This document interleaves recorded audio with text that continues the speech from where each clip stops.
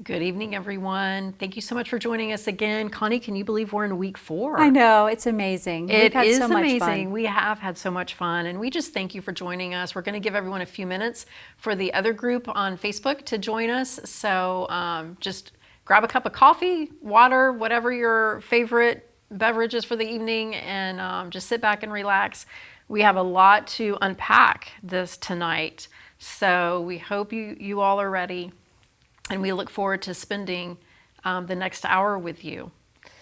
This is going to be a good one. This is going to be a fantastic I know we said that one. the other time. But Yes, we did. This is going to be good. It will be fantastic. Well, welcome everyone. Thank you so much for joining us again. Week 4. Connie, it's hard to believe this is week 4. We were just saying this is so exciting, and we have a lot to unpack tonight. This will be so good. So thank you again for being with us. We just thank you for taking the time to join us for this series. And before we get started, we want to open up in prayer. So please join us in prayer. Most gracious Heavenly Father, we thank you and praise you for who you are. We thank you we can call you Abba Father. Lord, we just thank you for this time. I thank you for Connie, Lord, and just her obedience to write this book and her willingness to do this webinar series with us. We thank you for every person who's joined in listening, Lord, and just may this be a time of encouraging each and every person watching or listening to this. May they just see the hope that they have through you as they are on this journey of parenting their teens. And may this just be a time of equipping them with exactly what they need. And we give you all the glory, praise, and honor in Jesus' precious name. Amen. Amen. Well, thank you again. And Connie, I so enjoyed these 2 chapters. I know we talked a little bit earlier because here at House of Hope, these 2 chapters were so relevant to the work that we do with the teenagers. And as I read through these chapters, I found myself not so much chuckling, but somewhat chuckling because I've heard so much and have seen it, firsthand. But you have a quote in chapter 7. Listen up. If parents want to maintain a position of influence in their teen's life, they have to learn to listen well. And I just really love that quote. And I know that was something that you had mentioned. But you talk about why is listening so important, and you go into different things. So just share with us and just kind of unpack for us. Listening's hard, isn't it? It is. It can be. And at times. I'm a speaker. I'm a talker, and I want to make sure somebody understands what I'm saying. And so I want to fix things. And if you're a parent, a grandparent, you want to fix things. You want to help solve a problem. Right. Problem is, your kids aren't problems to solve. They're not people to fix. And I learned the hard way when I was writing Parenting Beyond the Rules. I did come to realize that my kids identified me as a world-class lecturer. And I found that, lecturing doesn't really work. You're not really getting to the heart of the matter. So that's why I said, if you want to maintain that position of influence, you have to learn to listen. It takes intentionality and practice. We have to practice, and we have to find ways to make us, hold back those wisdom, that nuggets that you've learned over the years. We have to learn when it's appropriate, and we have to just remember God gave us 2 ears and 1 mouth. And when we practice the art of listening, which we'll talk about, our children respond to it. But when we don't, like we talked about last week, and if you haven't seen the others, make sure you go back and watch those. Yes. But if you don't listen, then there's some key elements that happen in the relationship, and that's your kids primarily don't feel heard. And we all want to be heard.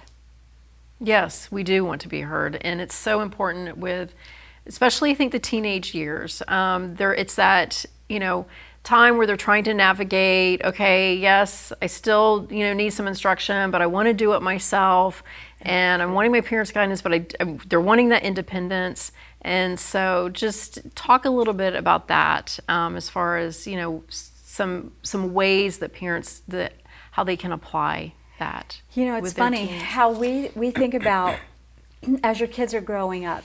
They really are growing up. They're seeing something that they're running to. It's freedom, I get to make my own decisions. I get to live my life the way I want to live it. we also see the dangers, the pitfalls, the trouble that they could easily get into. And so as our kids are trying to pull away, we're trying to not pull back to keep them near us or keep them from excelling, but we're trying to make sure they don't get themselves in all sorts of trouble, and that they do take cautious steps. And when it comes to listening, there's a lot of value we learn as we listen. And as it pertains to your question, when you and I are having a conversation, I know Carla and I were talking on the phone, and I said, you always look like she's listening, she's focused, she's looking me in the eye, she'll have nodding of the head of I understand, I hear you. And when we start to listen, and we listen to our kids and we're looking at them, we want to hear what they have to say. I want you to realize something, that God delights in what we're doing. God delights in parenting. He delights in us raising our children. And when we realize that God delights in that, the act of God listens to us. Yeah. We want to listen to our kids. And when we take the time to listen to our kids, that delights the Lord. And when we listen, they feel valued and heard, and we can then draw them in, because our kids are like, well, you're not overreacting. You're not coming back at the 3 steps that I need to do to work out this problem or solve this crisis. You're not.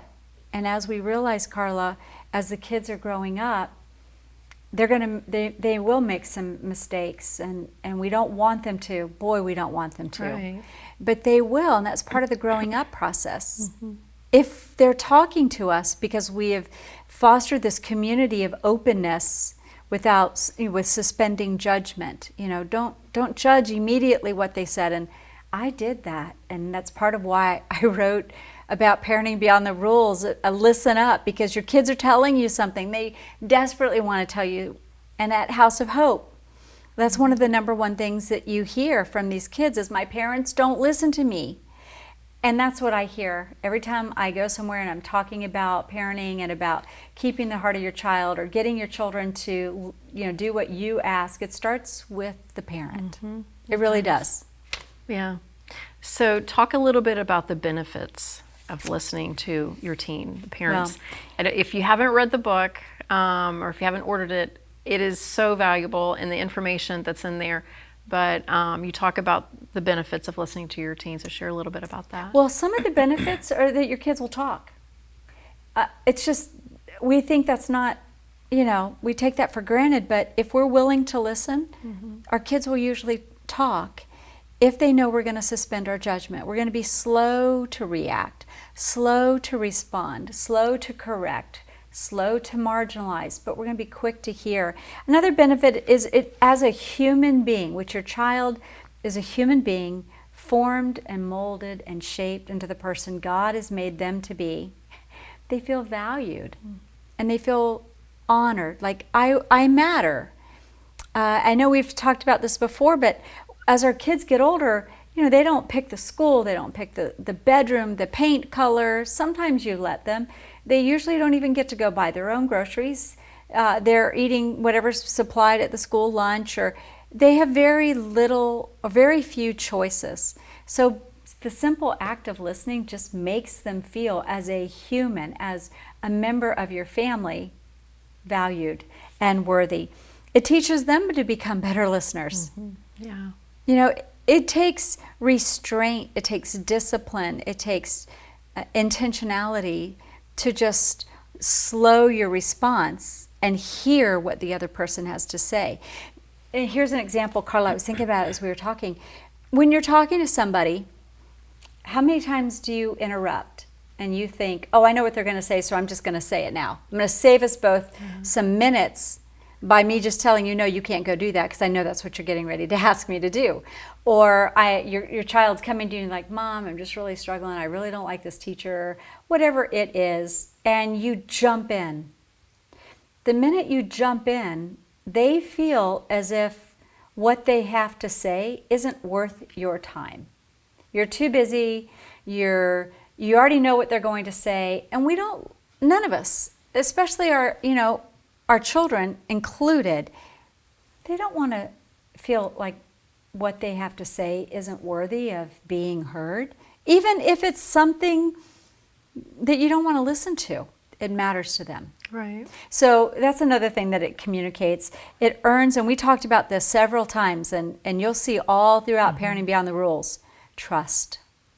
I was speaking recently at a conference. I travel around the country speaking, and I had a father come up to me just weeping. And it's common, it's not stereotypical, but it's common that a mom will come and she will break into tears. Right. More frequently than the dads. And it's not a stereotypical or a judgment thing, but it just caught me how broken this dad was. And he said, and we talked about this, I was raised, this is how it is. Yeah. And I have been doing it with my 13-year-old. And my 13-year-old has said, I don't think so. You don't listen to me. All you do is tell me what to do. You don't care about how I feel. You don't. And he was broken, and he said, I was raised here, and my child is saying this. I don't know how to get here. How do I get here? I said, there's freedom in the pivot. The pivot. It starts. The pivot. It starts by adjust the sails. Yes. It starts by being willing to say, like this father was, I don't know how. Your kids are not looking for perfect parents, and we'll talk about that. They're not looking for perfect parents. They are looking for a relationship, and they are looking for a parent, grandparent, caregiver, ministry leader, who's willing to just listen to the ramblings. Some kids just chat. They're chatty. And some kids, I'll have parents say, but Connie, I'm doing all of that, and I ask them, how you doing? Tell me about your day. It was fine. That can be irritating. You really have to draw it out of them. That can be so frustrating. Yeah. I'm trying to show you that I care about you. I'm trying to show you that I'm interested, and all I get is, I'm fine. Yeah. We're trying here. Help me out. And then that causes frustration because one is trying and the other has just said, well, sometimes, Carla, as you know, some children, they're internal processors. They're not going to tell you everything they're thinking. They don't need to. They have to really think about it, formulate their opinion, formulate their thoughts. Then when they trust you, because they know when they do start to talk, those ears are going to be wide open. And your other children, and some of your other children, they'll just tell you about everything. Every thought they have comes right out of their mouth. And that requires a different set of listening skills. But as a parent, you can develop both. And it takes practice. And it takes knowing the why we're trying to do this. We want to earn their trust. We want them to feel valued and have worth. We want them to share the stirrings of their heart, because then we know how to pray for them. We know how to encourage them. We're not sitting there thinking, okay, now I need to address this so that I can fix you. I need to correct it. I need to correct this because this is going in a bad direction and I just need to stop it right here. If your child's involved in something that is quite dangerous, yes, you do have to do that. Right. But for the most part, if it's not, there's leeway and there's time and there's an opportunity for mom and dad or caregiver, grandparent. There's opportunity for them to just step back and say, there's a lot going on and I need to consider my response. Again, going back to the parent, children are learning and they're learning from you. And so you model to them what that looks like, which just means you tell them, hey, I'm learning this. I'm going to try something new. Will you help me? Invite them into that process. Right. You made a comment in the book, and you've in a couple of places at least, and I love this, and I think it goes along with what we're saying. Your kids, they want to be heard. The teens, they want to be heard. They want that relationship because if they're not getting it from you, they're getting it from somewhere. So someone is, if you're not listening to them, if the parent's not listening or not taking the time to listen or to hear the teen, someone is. And hopefully that person is you, because obviously in this, in today's culture and society, and it's been like this, through the years, but the parents, that is the ones who have the greatest impact on the teens, on their children. And so you make that comment, I know, about they're going to get it from somewhere. So I know. And that's always important to remember. I'm very much, I used to work for a social media company, and early on when I saw social media come on the scene, as my background is public relations and marketing, and I saw, there's something there. Yeah. And so I've watched it ebb and flow, but I really started noticing when my children, and not all of my children are involved, they use social media to promote their businesses. They don't get on social media to, look at the likes or draw attention to themselves. They're really promoting their businesses. I noticed in my own kids, because they get a phone, there's that age, they start to get a phone, and you just see this. They're sitting, and we've talked about this before, they're sitting right there and they're doing this. And I'm guilty. I'm guilty too. My children have corrected me and said, hello. And that's part of listening. When they say something that you're doing, and we'll talk more about that, but when they say something that we're doing, are we receptive? Do we put up a wall? Do we say, well, I'm the parent, or, well, it doesn't apply to me. You're the child. They are the child. You are the parent. You have the authority that is given to you by the Lord. But between that and where your child is this gap. And the gap is filled by you saying, oh, yeah, I need to be better at putting down my own phone when you're asking me a question, or I need to be better at just stopping and looking at you so you feel like I hear you. So much, Carla, and I write about this, is learned from body language. And we talk about that in Parenting Beyond the Rules. There's the spoken word, but then there's the silent language. I want to encourage you, be a student of the silent language. The body language, the body gestures, when they're leaning in, and when your kids are talking to you, lean in. Let them know that they matter, that you matter so much to me. I want to lean in. Something happens, when we're talking about our relationship with the Lord, we lean into the Lord. It's because we want to hear what He has to say. When we lean into our children, that's communicating to them, I want to hear you. What you say is important to me. I want to hear the struggles you're having. I want to hear the joys and the celebrations that you're having. And if you want to talk, my ears are open. And I respect if you don't. Because remember, there's that internal thinker and there's that external processor. Right. And you just need to know the child you have. The key, and I say this often, is you parent the child you have, not the one you wish you had. Yeah. And that's so important. That's important. That is important. You talk a little bit about the art of listening. And you talk about 3 different things that, how a parent can, learn the art. So expand on that a little bit, if you would. I want to talk about listening when we have to say, like, your kids don't expect you. They expect you to be flawed. But what can happen is when your children are little, they just take whatever, and that's the construct of their childhood. When they hit adolescence, they deconstruct that childhood and they remake it into whatever they happen to view their childhood as like. You want to be really careful of revision history with your childhood. Like, no, and my kids will do that, and it's not because they're trying to be bad. It's that when you're a child, you see as a child, you think as a child, that's the memories and stuff that you have. As a parent, part of the skill of learning is a skill of listening is helping them realize what they saw, what they heard, in the context of what they saw and heard, and be careful that they're not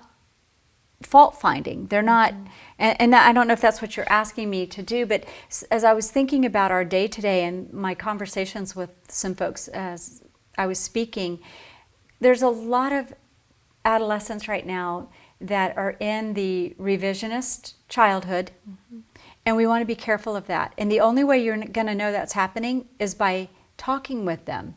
Do you remember this? How do you remember when that happened? Or the fault finding, where they're placing blame on everybody but them. When I said we need to help our kids become listeners, we also need to help them become listeners to the words that they speak, as we'll transition into that.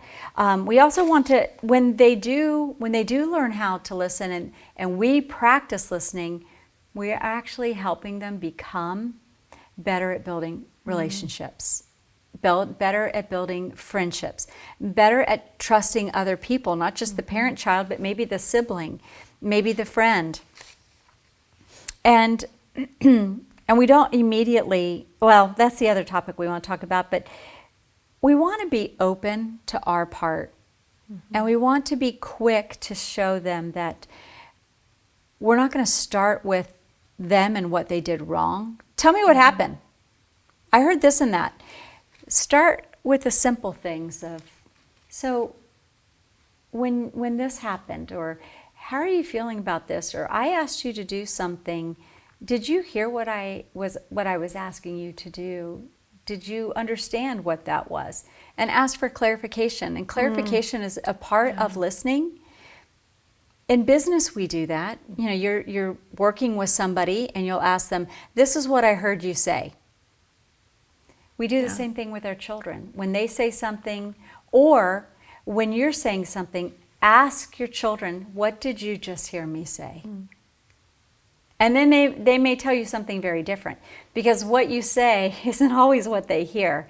And that happens to you as well. Your child may be frustrated and they say something and you take it a certain way, but that really might not be what they mean. We have to remember that adolescents, they don't always get their words right on the first go round. Some of them really struggle. Right. Some of them react, and they say hurtful things that they don't really mean, but they're just reacting because, you know, we feel safe with our family. You know, we've had a bad day and we go home, and your children go home, and they've been dealing with the world and all of its struggles and pressures and peer pressure and conformity and political correctness. And they come home and sometimes they will externally just go, poof. Yeah. Listen to it. Wow, that had to have been hard. Wow, nod in agreement when they're talking to you. Let them know, oh man, I don't know how I would have handled that. How did you handle that? How did you respond when that happened? Did you just walk away? Those techniques are a skill set. We're teaching them, they're learning to practice, we're learning to practice, and they feel heard. Does that make sense? It does make sense. And as you were talking about how in the business world and our work environment, we will answer back to the person, oftentimes with a question. I know in a previous place where I worked, that was something that our boss, he had us do. It was called mindful communication. And it was fantastic in the effectiveness of the practice of when someone asks you a question or makes a statement, responding back with a question, did I understand you correctly, or am I understanding you? This is what I heard, and just repeating it back to them to make sure that that is exactly what is being said, and that, you know, both parties are, you know, have the correct understanding. So it's so important. And it's really hard. It is, yeah. If you're doing this via text. Yes, that would be difficult. I mean, a little challenge there. You know, I'm like you. I'm on my phone, and I will text my kids today, and I'll say something, and I know in my mind if I were saying words, they would come out with voice intonation, and there would be certain stressors. And when your children read those words, when your children are listening to you, and when it's a verbal versus a reading, you have to be thinking about that specific child. I had that happen recently. I sent one of my kids a text, and I got this long explanation, and I text back like, I wasn't bothered. I was just asking you a question. So it doesn't end. It doesn't end at 17 or 18. It continues on. That's why we do it in business, because the ability to communicate thoughts and ideas is something we learn to master. Some kids get it really easy. And especially if their personality traits connect and align with you, you just get each other. Then some of your kids you don't get. You don't understand how they think. You don't understand, like, if you say, would you take out the dog? One of your children would be, let's just say you have a dog, you take out the dog, one of your kids will be like, oh, sure, no problem. It's just, it was a simple command. Good. The other one will be, why do you have to say it like that? Why? I heard you the first time, and you want to be like, well, then why didn't you do it the first time? And they're hearing this, Carla, we've mentioned this before, but when you're learning to communicate a thought, an idea, think very strategically about how they're going to hear what you have to say. And realizing their brains are developing, not developed.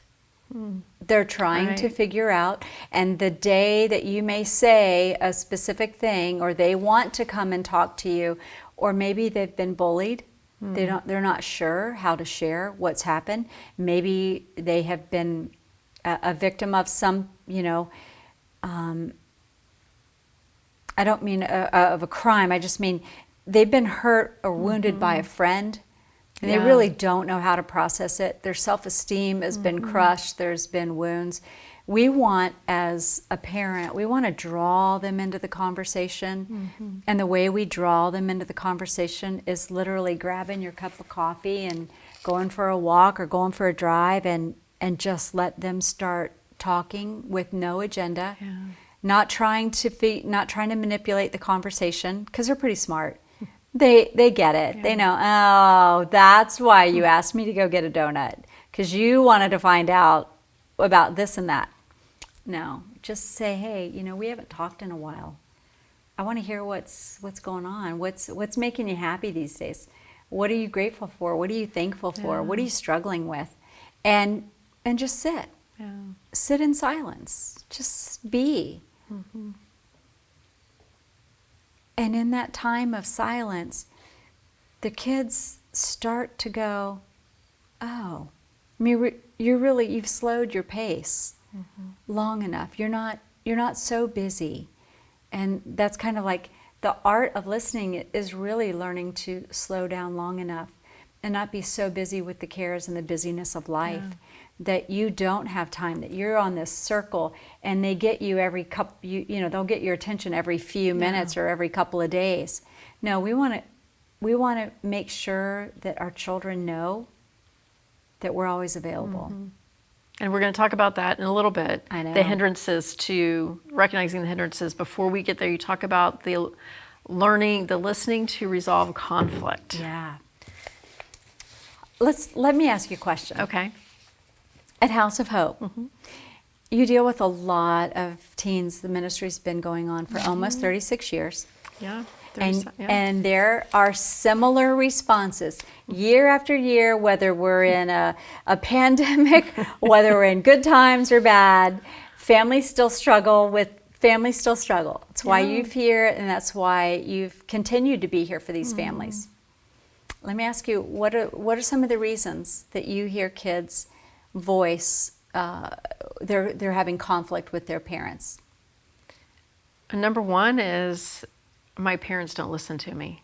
My parents don't listen to me, or they don't hear what I'm trying to say to them. Oh, that's so, it's, are you hearing and listening? And one of the things that we do here at House of Hope is, obviously by the time they come to House of Hope, it's in crisis mode.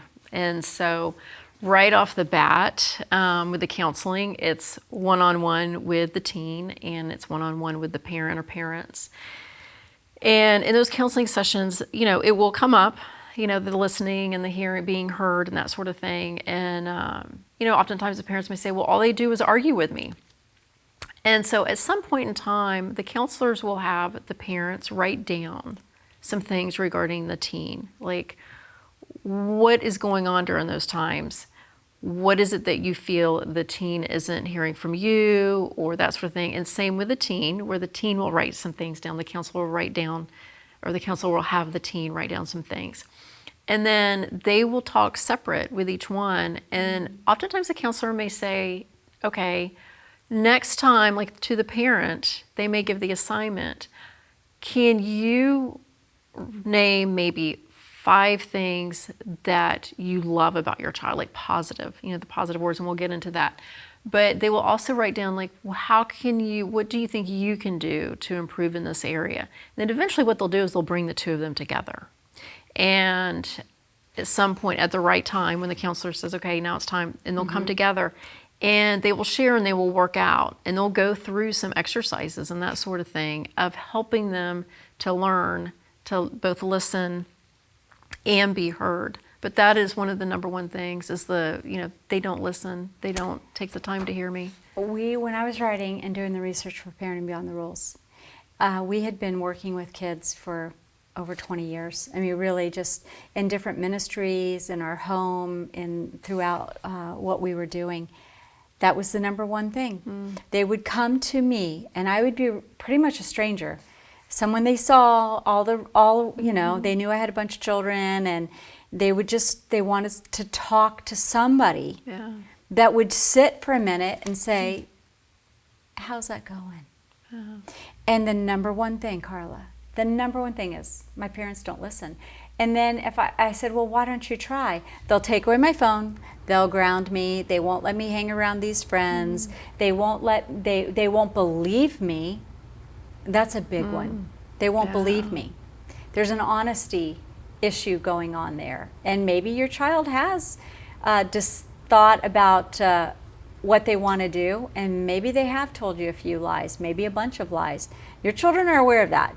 Right. But they don't trust me, they don't believe me. The trust me is funny. We've heard that forever. You don't trust me. And you'll say, oh, but I trust you, I just don't trust others. Well, sometimes you don't trust them. No. And sometimes you don't trust them because they haven't shown to be able to navigate. Not that they're not trustworthy, but they're not able to navigate things.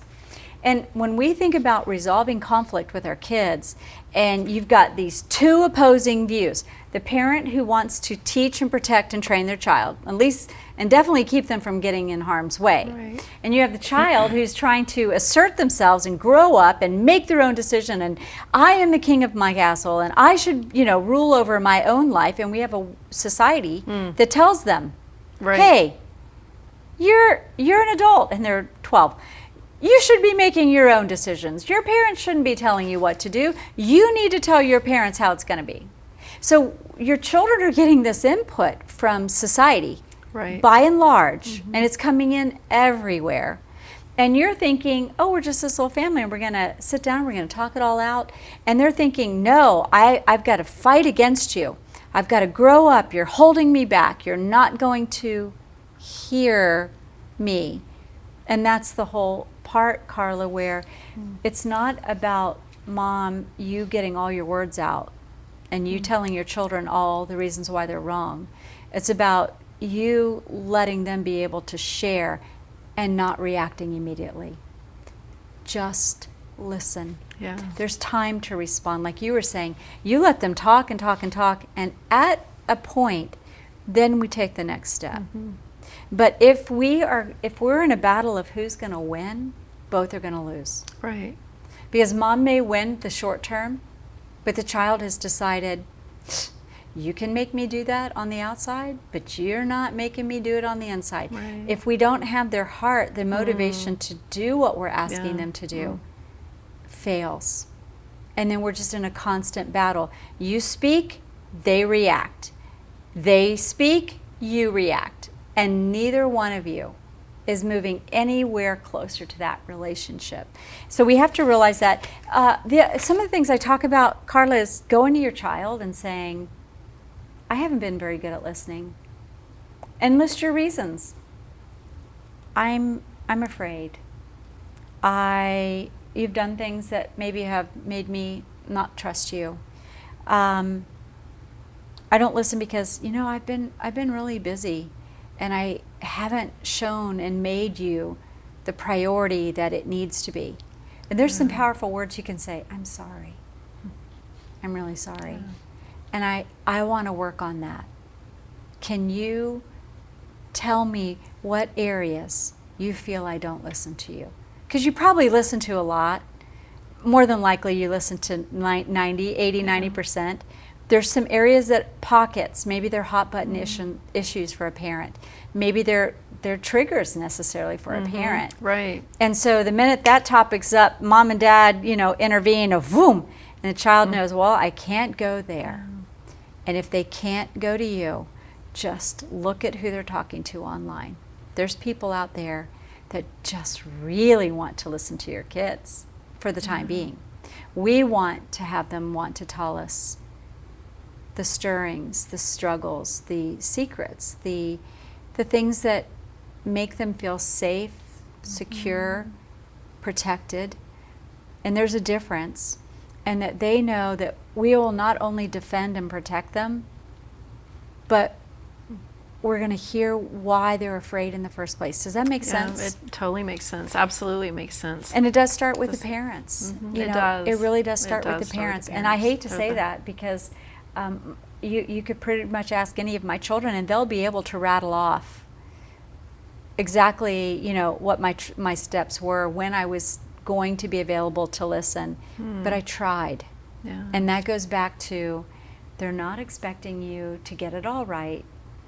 They are expecting you to work at it. Yeah. And they are expecting you to engage in the conversation and be honest. And when you mess up, when you interrupt, like I talked about that story with my daughter in the book. Your children, you've got to understand this.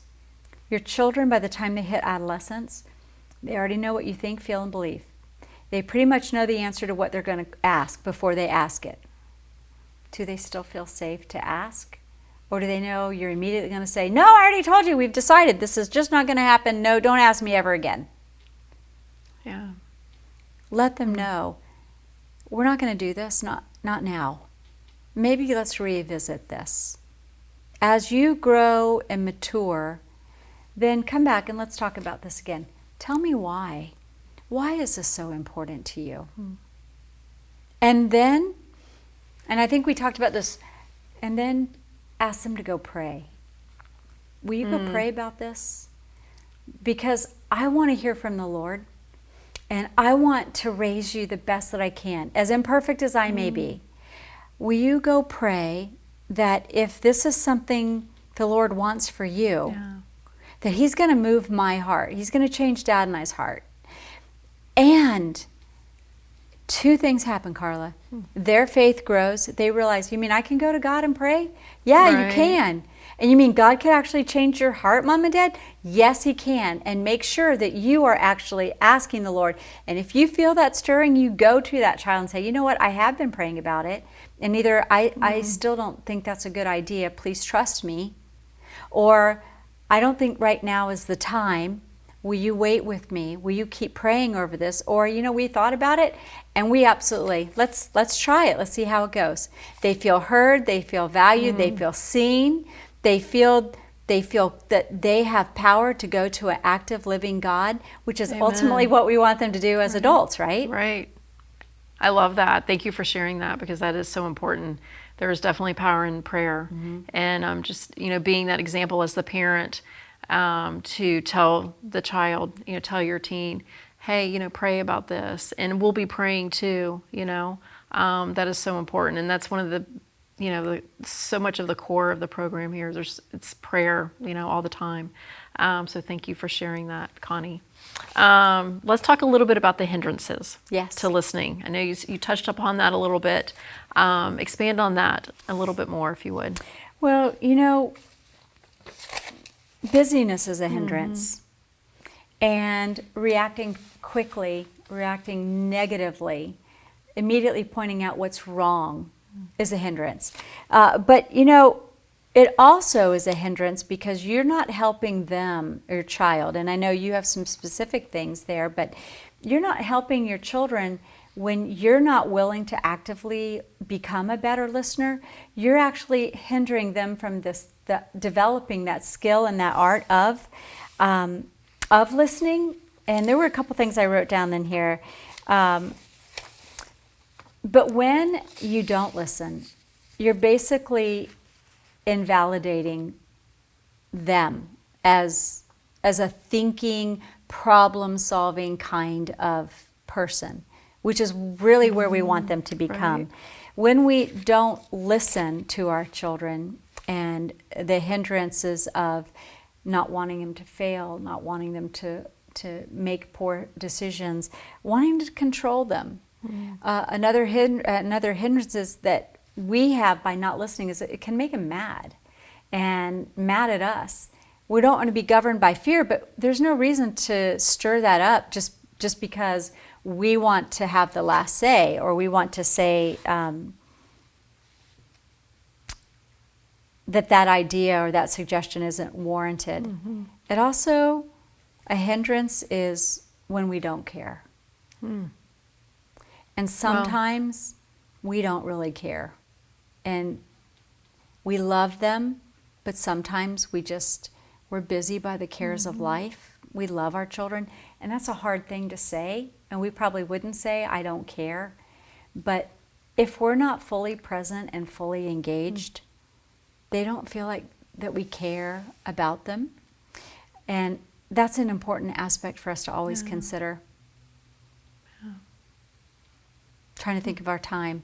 And I'm like, we have a lot to cover. We do. And so on that, we will, let's move into chapter 8, monitor your mouth. And I love this chapter as well. I know one of the things that we do here at House of Hope, we really try to encourage both the teens and the parents on the words that they speak.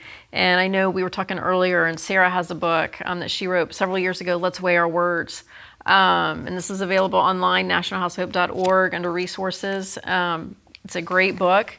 And in there, she talks a little bit about, obviously, the scripture in Proverbs, life and death are in the power of the tongue. And in James, I think they talk about, how to tame your tongue and that sort of thing. And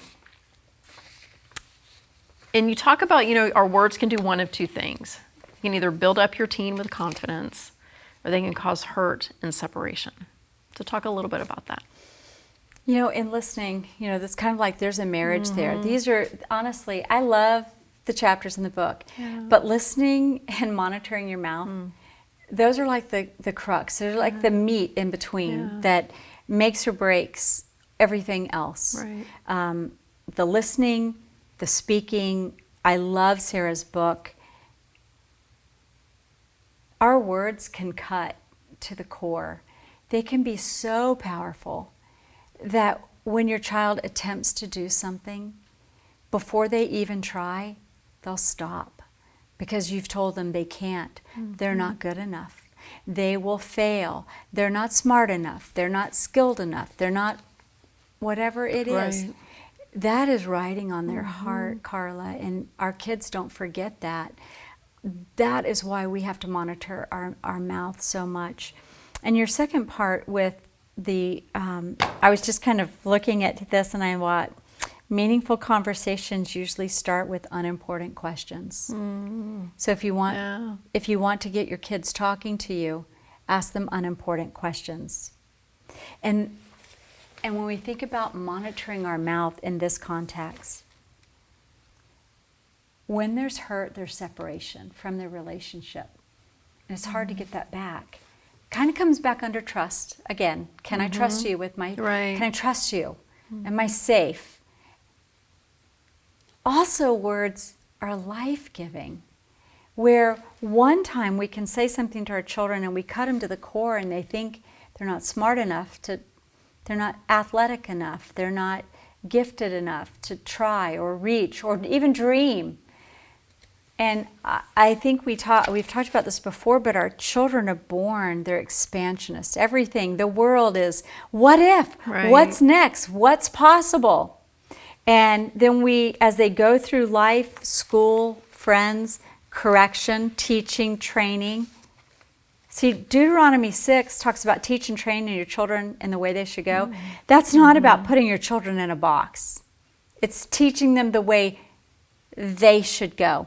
And so that whole dynamic of giving them life, making them believe, I can do that. I can try. I might fail. I might not be the best at it. But they also tuck those words deeply in their heart. And they're going to draw from two pools: the hurt, the rejection, the pain, the sarcastic comment, the way you said it. Tone means so much. Or they can draw from I really don't know if I can do this. I'm not sure. I'm looking around at everybody else and they're like way better than me. But you told me that I could. How many coaches on a team? Yeah. How many players on a sports event, on a sports team? They go further, faster, they try harder because there's somebody over here going, you can do it. You know the play. You know it. It's in your head. Get it all out of there. You can do that. And all of a sudden, we kind of like sit up a little straighter. Our chest gets a little higher. Our confidence starts to grow because of the power of your words. And that is why I wrote Monitor Your Mouth. Because it's so important that the words that we say, the tone, the phrasing, all of that those words, they come out and they land in a tender place of your child's heart. Wow. And when you think of listening and you think of monitoring your mouth, they go hand in hand. They do. And when you think about, I'm talking to this child who resists everything I say. They argue with everything that I say. If I say, do this, they're like, I don't want to do that. Or if you say, we're going to do this, we're going to do this later. I'm going to do it on my time frame. When your words are seasoned, just like a dish, like your favorite food dish, your favorite meat, when you're seasoning a vegetable or you're adding salad dressing, you're throwing all this in there and you're adding those and you're tossing it up. That's all going into the making of the relationship. That all goes into keeping your child's heart. It's the life-giving words. It's a little bit here and a little bit there. It's not long, drawn-out conversations that your children don't want to have. Right. It's a look. It's a nod. It's a gentle touch. It's simple. It's so simple, but yet difficult at times, especially when your children are saying things to you that are cutting. They're hurting. They're telling you, you're a terrible mom. You're a terrible dad. You don't listen. You're like, I do too listen. You just won't talk to me. Well, I tried talking to you last year and you wouldn't listen to me, so I'm done. And you think we've got to repair that and we've got to rebuild that. And in Sarah's book, she has some great nuggets for a parent to consider. Yeah. And I want to say it. That's my call to you is to get your kids to consider what you're asking them to do, what you're teaching them, how you're leading and guiding them. Get them to consider it. It all begins with how you formulate those few words and how they come out of your mouth. It's so true, and I want to share a little bit, just going back to what I was saying earlier about here at House of Hope, and so many of the teens who do come and they feel so defeated. And as the counselors are unpacking, getting to the root of the issue, and they will find, oh, okay, there's been a lot of negative words spoken in regards to the teen, because of, for whatever reason, whether they're, being rebellious, angry, whatever it is the behavior is. And the parents just don't know what to do, and they're exasperated. And so oftentimes what our counselors will do, they will have, and I shared a little bit about this, but they will have them write little blessings.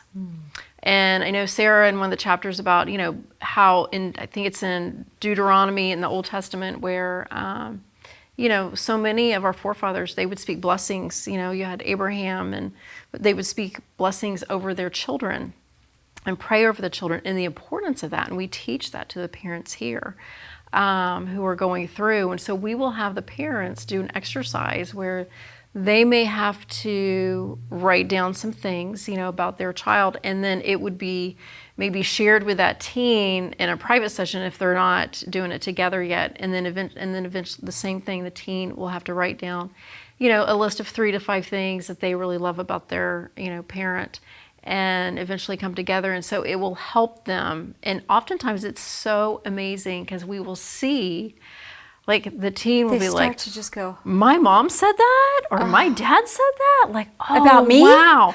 And they'll be like, they'll have a huge grin. And same thing where the mom or dad will say, oh my goodness, my daughter said that. Wow. And so it just really, it makes such a huge difference. And we see it firsthand. So why do you think it's so hard? I think that's a great question, Connie. And I think what happens is, in the busyness of life and the pressures and the stresses, and, parents are working, and teens, as they're getting older, they're trying to navigate this really difficult time frame. And it's so much of, I don't know how to do this. And I think oftentimes because our time is being, there's so many demands in so many different directions. And I don't think that, several years ago, I think about like my parents and my grandparents, obviously you didn't have social media, and, TV wasn't around. So there was more time for parents and for families to be together. And now you've got sports, you've got school, and the demands of school, have even increased, even from the time, I was in school, which has been several years. But I think so much of it is just in our today's society and the demands of time, but also just the pressures and it's just, the frustrations with everyday life. I think it just gets really challenging. And it's a reactive, out of either my teen isn't listening, they're rebelling, and so it's just that reactive, why didn't you do what I told you? This, how hard is this, type thing. But yeah. So I think what I'm, and this is kind of like modeling it. This is modeling what we were just talking about.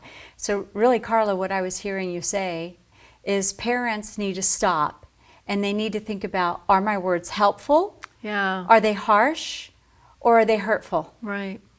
When we pause, it doesn't take long, but it takes me saying, I want to make sure that when I speak, my children hear my love, my respect, my care, my value of them as a person, like how I view them as amazing. Your kids often don't think you think much more than they are just a distraction or a setback or a diversion from you having all the fun you want to have, because you gotta feed these kids again. You gotta do this, you gotta do that. And sometimes that's what our kids feel. Yeah. But if you pause and you say, are my words helpful? And I don't mean, am I giving them 6 quick steps to solve that problem? That if they would just listen to you. You do have wise, you've been around, you've lived longer. I get that. I'm the same way. Can we just cut 10 minutes off this conversation and let me just tell you the 3 things you need to go do? You go tell that friend to do blah, blah, blah, blah, blah, and that you're going to do blah, blah, blah, blah, blah. Great. We had a great conversation. We'll see you later. Yeah. No, that's not the kind of helpful. I'm talking about the kind of helpful is if the words that you're speaking to your children hear the heart behind them. Are they harsh? Sometimes, Carla, as you know, when as you've worked with so many kids, when we're in a hurry when we're under pressure, when we're having issues with maybe another sibling, another child, one of their siblings is acting up or acting out, and then this one does something just at the wrong moment, and we're just like harsh. Yeah. They remember that. Yeah. And are our words hurting? Hurting meaning, you're wearing that? Why are you wearing all that? Why are you doing all of that? You need to stop. That's not how we... Are our words hurting them, or are we lifting them up? Yeah. And I know we're coming close to our time wrapping up here, but monitoring your mouth and learning to listen up.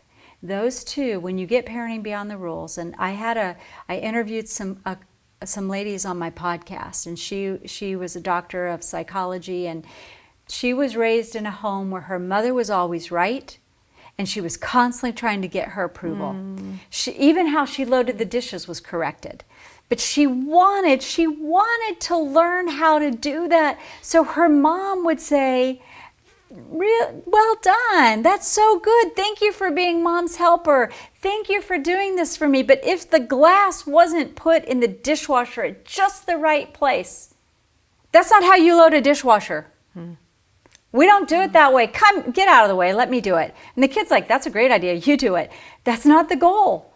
But did you hear her say, that's not how you load a dishwasher? Is there not more than one way to load a dishwasher? Yeah. Yeah. Her words were harsh, but she kept trying, and she kept trying. Your kids will keep trying. Some will continue to try because they want to hear those words from you. Good job. That's amazing. You're awesome. I appreciate you. Sometimes your children will say, I'm never going to get it. Yeah. I'm never going to get it. But it doesn't have to be that way. It does not have to be that way. The words that you speak to your children can make them feel as if they can do anything. Those dreams are achievable. That problem that they're facing, they can overcome it and they can get on the other side.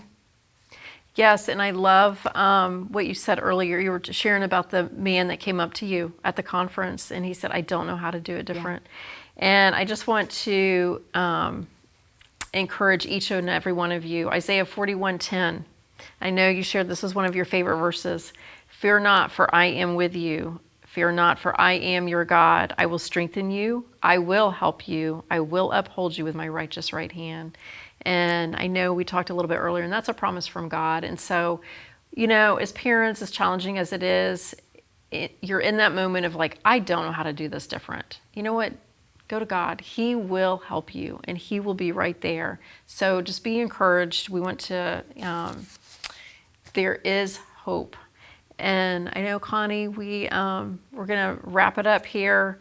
I know we talked about maybe giving the parents a little assignment to leave them with. And so what kind of assignment would you like to give them? I think we're going to add something to this. Okay, great. And we're almost out of time. So I want you to think about this. God promises you He will strengthen you. You don't know what to do, He's going to give you the strength. Yes. God promises you He's going to help you. I want you to think about the Lord holding out His hand saying, they are my kids. I've given them to you. I will help you. Yeah. And then that man that said, I don't know what to do, I want you to visually think about, Lord, I don't know what to do. He's going to lift you up and He's going to help you. So my assignment is I want you to practice, as we were going to talk about this, but being available. Busyness, time, as you had said, be available. So this week, all I want you to do is I just want you to look for a few areas where maybe you're so busy, your schedule's full, but you say, I'm going to be available from here to here. Or if you come in and I'm cooking, or you're coming in and we're riding in the car together, I want you to be available. And I want you to ask your children, hey, I want to get better at listening. I want to be better at when I say something to you.